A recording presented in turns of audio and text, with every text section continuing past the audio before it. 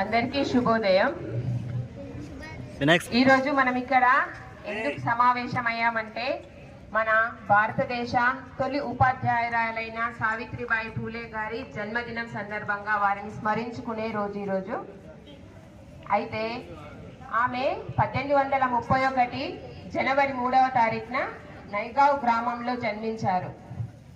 ఆమె అభ్యుదయవేత్త, సంఘ సంస్కర్త, సామాజిక సంస్కర్త మరియు కవయిత్రి కూడా, మరియు స్వాతంత్ర సమరయోధురాలు కూడా తను. ఆమె తన 9వ ఏటనే ఆమెకు పెళ్లి చేశారు. ఆమె తన భర్తతో కలిసి, ఎవరు తన భర్త జ్యోతిరావు పూలే గారు, వారితో కలిసి ఇంట్లోనే విద్యాభ్యాసం ప్రారంభించారు. ఇంట్లోనే విద్యాభ్యాసం ప్రారంభించి 1847వ సంవత్సరంలో తన ఉపాధ్యాయ శిక్షణను పూర్తి చేసుకొని 1848వ సంవత్సరంలో పూణేలో తొలి బాలికల పాఠశాలను ప్రారంభించారు. ఇంకా అక్కడే పూణేలోనే కాకుండా సతారా, అహ్మద్ నగర్లో కూడా చాలా పాఠశాలలు బాలికల కోసం ప్రారంభించారు. అయితే ఆమె విద్యాభ్యాసం అంటే వాళ్ళకు విద్యా బోధన సమయంలో ఆమె చాలా ఒడిదుడుకులు ఎదుర్కొన్నారు. ఆమెను రాళ్లతో కొట్టారు, పేడ నీళ్లు చల్లారు, రోడ్డు మీద నడవనీయకుండా కూడా చేశారు. అయినా అట్లాంటి అవమానాలన్నిటినీ ఎదుర్కొని ఆమె మహిళలకు అంటే బాలికలకు విద్య ఉంటేనే ప్రతి అన్యాయాన్ని ఎదిరించవచ్చు అనే అవగాహన. ఆమె తర్వాత వచ్చిన అంబేద్కర్ కంటే ముందు ఆమె అంత మంచి ఆలోచన చేసిందంటే చాలా గ్రేట్. తర్వాత అంబేద్కర్ గారు వచ్చారు. నిజంగా ఆమె అంతకంటే ముందే మన మహిళల గురించి, మహిళల హక్కుల గురించి అందరికీ తెలియజేసి మహిళా సేవా మండలిని కూడా స్థాపించారు. అంటే ఒకప్పుడు అసలు మహిళలను మాట్లాడనిచ్చేవారు కాదు, ఎక్కడ ఉండనిచ్చేవారు కాదు, వీధుల్లో తిరగనిచ్చేవారు కాదు. అలాంటి సందర్భంలో కూడా ఆమె తెగువతోటి మహిళలందరికీ కావలసిన హక్కులను సాధించి పెట్టారు. ఆమె ఎవరంటే సంఘ సంస్కర్త కదా, సమాజంలో ఉన్న రుగ్మతలన్నిటినీ పారద్రోలి మహిళలకు అనేక హక్కులు కల్పించారు. అయితే ఆమె అప్పుడు ప్లేగు వ్యాధి బాగా ప్రబలింది.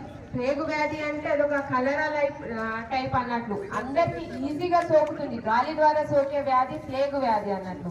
ఆ ప్లేగు వ్యాధికి అందరూ బాగా బలైపోయారు ఆ టైంలో 1840లో.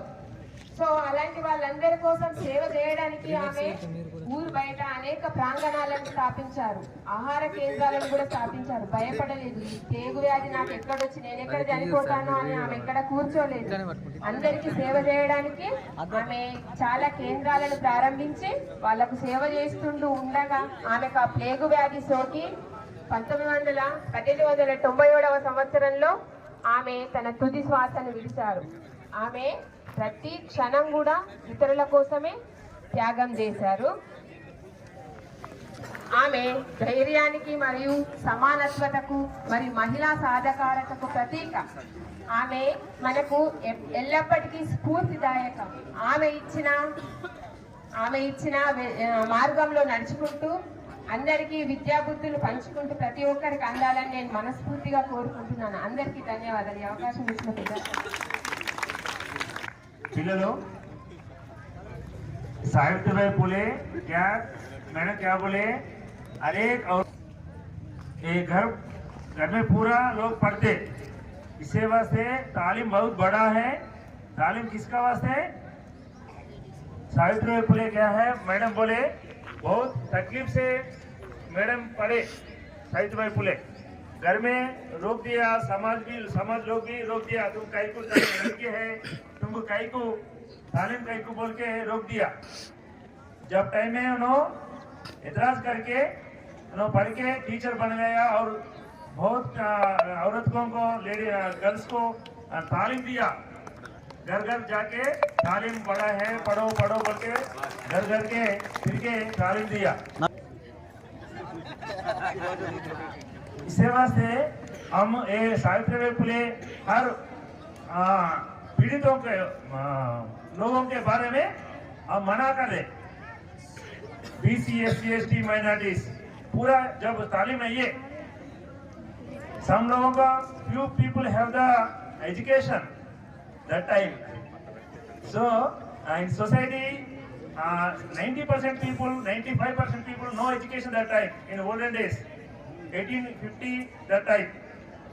So all people have we want the education.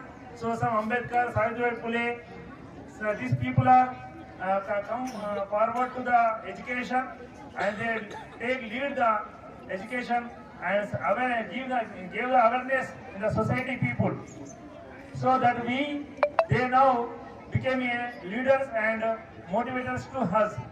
So we celebrating the Savitribai Phule celebration, birthday celebration, like this type of her sacrifices. Why? Because her life sacrificed to the society. So we also, we teachers also, we taking the inspiring her activities. We also sacrifice our lives, not lives sometime to the society. We inspired from her works. So we also taking today onwards some 1-2 hours.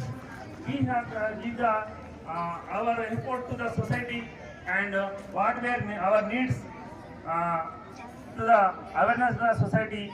We also giving the time. So thank you.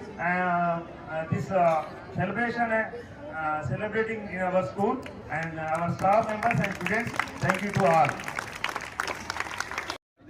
Sir और madam बताए, madam और अच्छे sir बताए कि पहले illiteracy नापामजदी, पहले के लोग क्या करते थे, जेंट्स का डोमिनेशन ज्यादा था कि वही पढ़ते थे, वही हुकूमत करते थे, घर का हेड भी वही थे, हर एक मामले में जेंट्स ही आगे रहते थे। लेकिन लेडीज को बिल्कुल इलिटरेसी रहने की वजह से क्या होता, बच्चों को जो ग्रोथ होता, पहले बच्चे का फर्स्ट जो स्कूल होता, माँ का गोद रहता, माँ की गोद बच्चे का पहला स्कूल रहता। तो लेडीज क्योंकि पढ़े हुए नहीं रहते थे, तो उनके बच्चे भी वैसे इलिटरेसी के इन्वायरमेंट में डेवलप होते थे। तो ये सावित्रीबाई फुले क्या किए कि अगर औरत नहीं पढ़ी तो उसकी पूरी फैमिली अनपढ़ है, जाहिल हो जाती, इलिटरेट हो जाती। तो ऐसा वो इनिशिएटिव लेकर आगे बढ़ के एक छोटा सा पहले स्कूल बनाए, फिर एक सोशल वर्कर की तरह घर घर जाके औरत क्यों पीछे रहना, औरत का पूरा हक है, जैसा कि आजादी का हक जैसा है वैसे पढ़ने का भी हक है औरत को। इस तरह के वो क्या बोलेंगे, लड़के समाज से लड़के ये हक को हासिल करके औरतों को आगे बढ़ने का मौका दिए, क्योंकि पूरी की पूरी फैमिली एजुकेट हो रही, इसलिए अवगाहन लाए सब में। ఓకేనా? ఎంతమంది అవుతారు చెప్పండి, చెప్పండి. డిగ్రీ వరకు చదువుతాను నేను, డిగ్రీ వరకు చదువుతాను చెప్పండి. ఎక్స్ట్రా ఎంత కష్టమైనా డిగ్రీ వరకు చదువుతాను.